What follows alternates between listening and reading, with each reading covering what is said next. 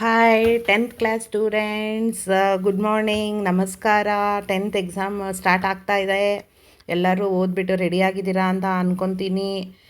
ಏನು ಟೆನ್ಷನ್ ಮಾಡ್ಕೊಬೇಡಿ, ಧೈರ್ಯವಾಗಿ ಇರಿ, ರಿಲ್ಯಾಕ್ಸ್ ಆಗಿರಿ.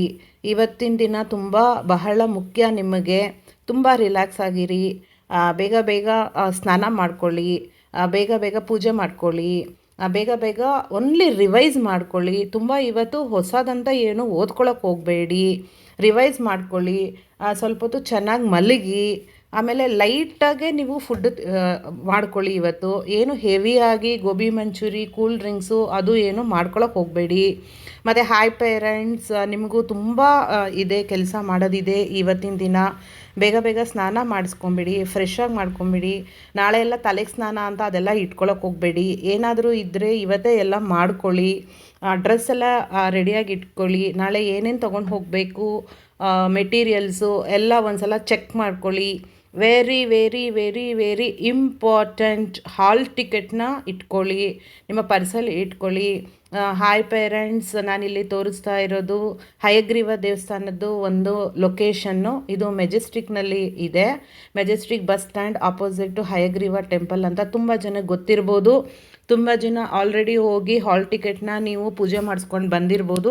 ಅಕಸ್ಮಾತ್ ನೀವು ಮಾಡಿಸ್ಕೊಂಡಿಲ್ಲ ಅಂತ ಒಂದು ಪಕ್ಷದಲ್ಲಿ ಇವತ್ತು ಪೇರೆಂಟ್ಸ್ ಹೋಗ್ಬಿಟ್ಟು ಒಂದು ಪೆನ್ನು ಮತ್ತು ಹಾಲ್ ಟಿಕೆಟ್, ಒಂದು ಪ್ಯಾಡ್ನ ತೊಗೊಂಡು ಹೋಗ್ಬಿಟ್ಟು ಹುಷಾರಾಗಿ ಪೂಜೆ ಮಾಡಿಸ್ಕೊಂಡು ಬಂದುಬಿಡಿ.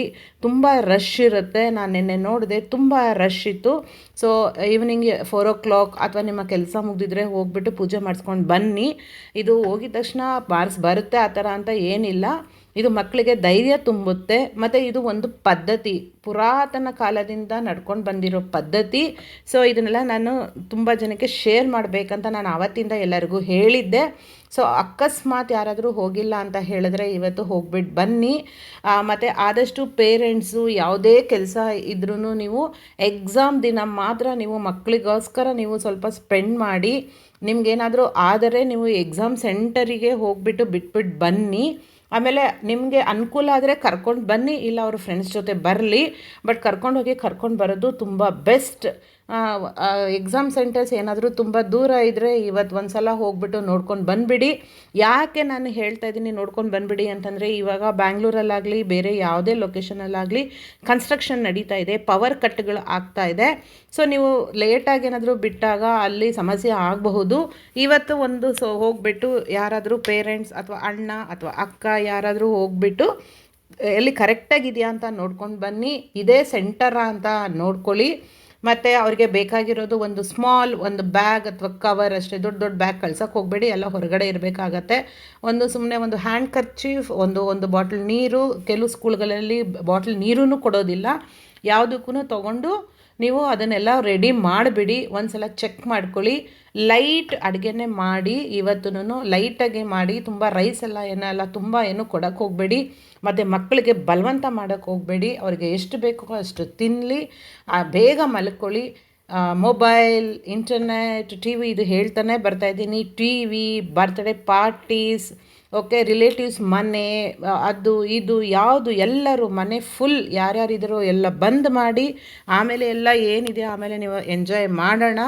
ಇದು ಮಕ್ಕಳಿಗೆ ಒಂದು ದೊಡ್ಡ ಲೈಫ್ನಲ್ಲಿ ಸೆಲ್ಫ್ ಟರ್ನಿಂಗ್ ಪಾಯಿಂಟ್. ಸೊ ಮಕ್ಕಳೇ ಹೆದರ್ಕೊಬೇಡಿ, ಏನೂ ಆಗೋದಿಲ್ಲ, ಎಲ್ಲ ಈಸಿಯಾಗಿ ತಗೊಳ್ಳಿ. ಮತ್ತು ನಿಮ್ಗೆ ಏನಾದರೂ ಆಯಿತು ಅಂತಂದರೆ ಒಂದು ಸಲ ಕಣ್ಣು ಮುಚ್ಕೊಂಡು ನೀವು ಏನು ಕಷ್ಟಪಟ್ಟಿದ್ದೀರಾ ನರ್ಸರಿಯಿಂದ, ಮತ್ತು ಪೇರೆಂಟ್ಸ್ ಎಷ್ಟು ಕಷ್ಟಪಟ್ಟಿದ್ದಾರೆ ಒಂದು ಸಲ ಇದು ಮಾಡ್ಕೊಳ್ಳಿ. ಅದಕ್ಕಿಂತ ದೊಡ್ಡದು ಯಾವುದೂ ಇಲ್ಲ.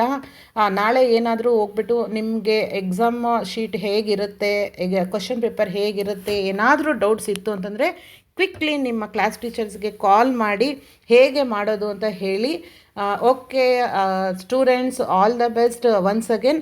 ಕೊನೆಯದಾಗಿ ಒಂದು ಟಿಪ್ ಹೇಳೋದಕ್ಕೆ ಇಷ್ಟಪಡ್ತೀನಿ. ಎಕ್ಸಾಮ್ನಲ್ಲಿ ಯಾವುದೇ ಇದ್ದರೂ ದೊಡ್ಡ ಮಾರ್ಕ್ಸಿಗೆ ಫಸ್ಟು ಅಟೆಂಡ್ ಮಾಡ್ತೀರಾ ಏನು ಅಂತ ನೋಡ್ಕೊಳ್ಳಿ. ಆಮೇಲೆ ಚಿಕ್ಕ ಕ್ವಶನ್ ಪೇಪರ್ಗೆ ಬನ್ನಿ. ಅದು ನಿಮಗೆ ಟೈಮ್ ತುಂಬ ಕೊಡುತ್ತೆ. ಮತ್ತು ಏನಕ್ಕೆ ನಾವು ಹೈ ಮಾರ್ಕ್ಸಿಗೆ ನೀವು ಫಸ್ಟೇ ಬರೀಬೇಕು ಅಂತ ಹೇಳಿದರೆ ನಿಮ್ಮಲ್ಲಿರೋ ಟೆನ್ಷನ್ನು ಕಮ್ಮಿ ಆಗ್ತಾ ಬರುತ್ತೆ. ಕಮ್ಮಿ ಆಗ್ತಾ ಬಂದಾಗ ಎಕ್ಸಾಮಲ್ಲಿ ಮಿಡಲಲ್ಲೇ ನಿಮಗೆ ಒಂದು ಮೋಟಿವೇಶನ್ ಬರುತ್ತೆ. ಸೊ ಈ ಮೋಟಿವೇಶನ್ನ ಇಟ್ಕೊಂಡು ನೀವು ಬರಿತೀರಾ, ನೀವು ಪಾಸ್ ಆಗ್ತೀರಾ, ಎಲ್ಲ ಒಳ್ಳೆಯದಾಗುತ್ತೆ. ಇವತ್ತವರೆಗೂ ಒಳ್ಳೇದಾಗ್ತಾ ಬಂದಿದೆ, ಇನ್ನೂ ಒಳ್ಳೇದಾಗುತ್ತೆ. All the best once again, bye.